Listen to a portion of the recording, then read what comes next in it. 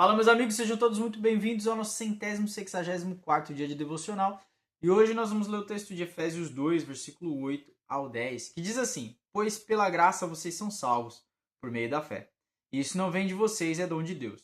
Não por obras, para que ninguém se glorie. Porque fomos feitos por Deus, criados em Cristo Jesus, para boas obras, as quais Deus preparou previamente para que andássemos nelas.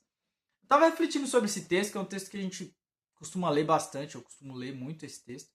E esse texto eu já falei sobre ele de várias óticas diferentes, mas é muito interessante essa passagem que fala que pela graça nós somos salvos. Porque, de primeiro momento, o que nós fazemos com relação a Deus é sempre pensando em relação à sociedade e aos nossos pais. Nós sempre olhamos para Deus da mesma forma que olhamos para as pessoas, ou de que comportamento nós fomos moldados. Por exemplo, nós achamos que é muito fácil, e parece que é muito fácil, ser perdoado por Deus pelo fato de aceitar Jesus como Senhor e Salvador da sua vida. A gente acha que isso é muito pouco, por exemplo. A gente acha que isso é muito simples. O inimigo coloca no nosso pensamento, e são pensamentos malignos, que você nunca vai poder fazer o suficiente, que você nunca vai ser aceito por completo se você não fizer A, B, C, se você não seguir a cartilha de acordo, se você não... sabe, é sempre um sentimento de não ser suficiente, quando na verdade nunca vai ser suficiente. Não importa o que você faça. A gente tem essa preocupação de ser aceito por Deus e de fazer as coisas para Deus, como se de alguma forma a gente pudesse conquistar a salvação. É como se de alguma forma a gente trouxesse para a mesa uma lista de funções, de coisas que fazemos. Eu oro, eu sou uma boa pessoa, eu não mato, eu não roubo, eu não traio, eu não minto, eu oro todas as manhãs, eu jejuo, eu vou para a igreja todos os domingos, eu sou um bom pai, eu sou uma boa mãe. Nós temos essa capacidade de colocar na mesa coisas que são em nosso benefício, são coisas que realmente são boas coisas que nós precisamos praticar, mas essas coisas não são suficientes e nunca serão. Enquanto você não entender isso, você vai estar sempre achando que você que tem que fazer o trabalho, que você que tem que melhorar por sua própria força antes de fazer qualquer coisa. Tem gente que antes de ir para a igreja quer mudar sua própria vida. Tem gente que acha que não, eu preciso abandonar esse vício primeiro para depois eu ir para Cristo.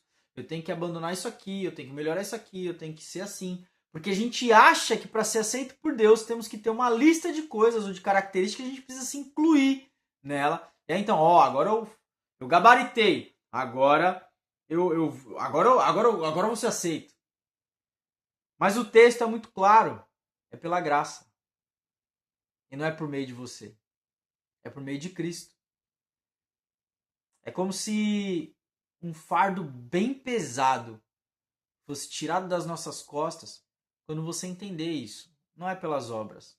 Para que ninguém se glorie. Se fosse pelas obras, em outro texto vai dizer que se as obras fossem salvíficas, nós pudéssemos ser salvos pelas obras, Cristo morreu em vão. E é verdade. Se fosse por ser uma boa pessoa, então a gente não precisa de Cristo, é só a gente ser uma boa pessoa. Mas o interessante é que a palavra não deixa passar nada batido.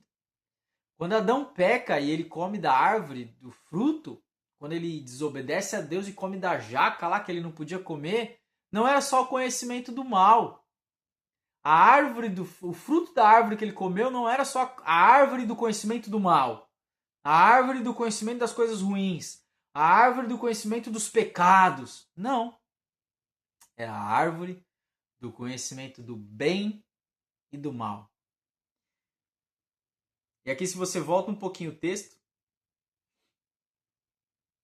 ele vai falar, todavia, no versículo 4, Deus, por ser rico em misericórdia, por causa do grande amor com que nos amou, deu-nos a vida com Cristo, quando ainda estávamos mortos nas transgressões, pela graça somos salvos. Não é pelo que eu faço, não é o conhecimento das coisas ruins. Até mesmo as coisas boas podem roubar o meu coração ao ponto de eu achar que eu não preciso de Deus. E esse é o problema do conhecimento do bem. É porque conhecendo o bem a gente acha que a gente não precisa a gente tá bom na fita, a gente tem uma conta bancária com Deus, onde a gente tá no azul. E porque a gente é bom e a gente já entregou o suficiente, a gente não precisa fazer mais nada. A gente já fez demais.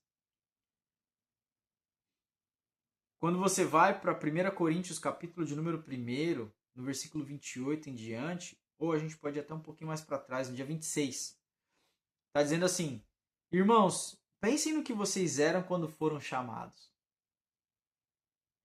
Poucos eram sábios segundo os padrões humanos, poucos eram poderosos, poucos eram de nobre nascimento. Mas Deus escolheu os que são loucos para o mundo, a fim de envergonhar os sábios, e os que são fracos para o mundo, a fim de envergonhar os fortes.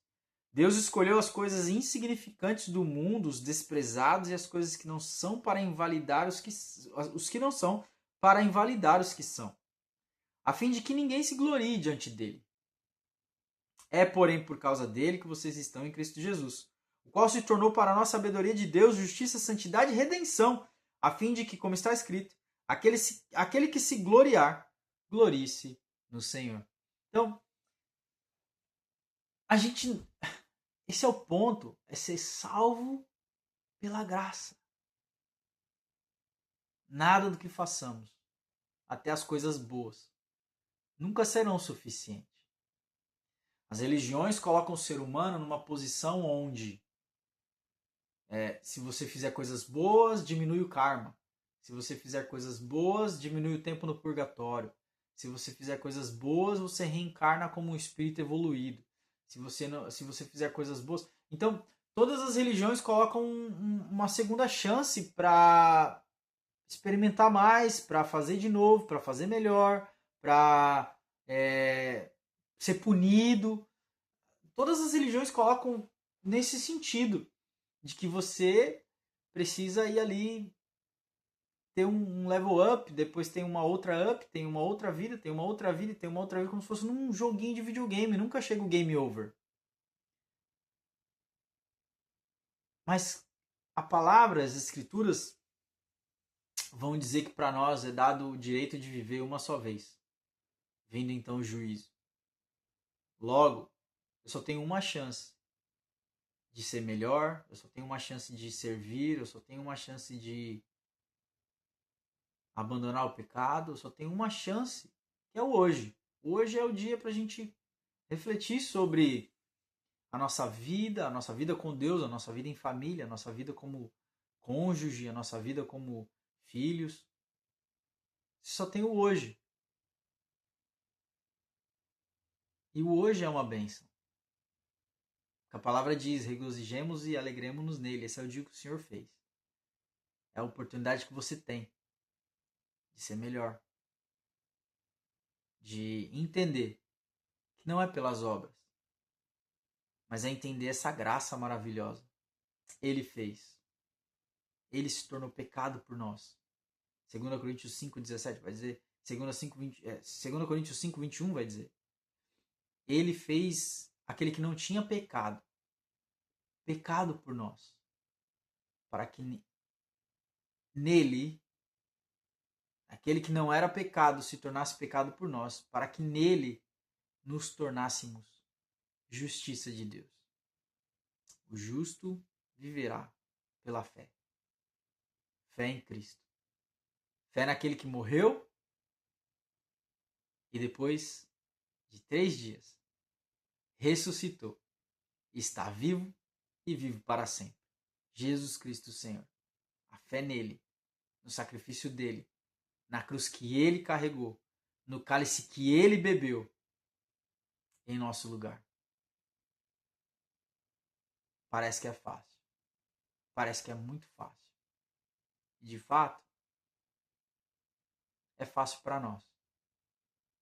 Mas não foi fácil para Jesus. Não foi fácil para o Pai. Para o Pai entregar o seu Filho. O Filho se render à vontade do Pai e morrer por nós, carregando na cruz os nossos pecados. Aquele que não tinha pecado. É fácil para mim e para você. Não foi fácil para o Pai e nem para Jesus. Então reflete sobre isso. Deus abençoe sua vida e até amanhã.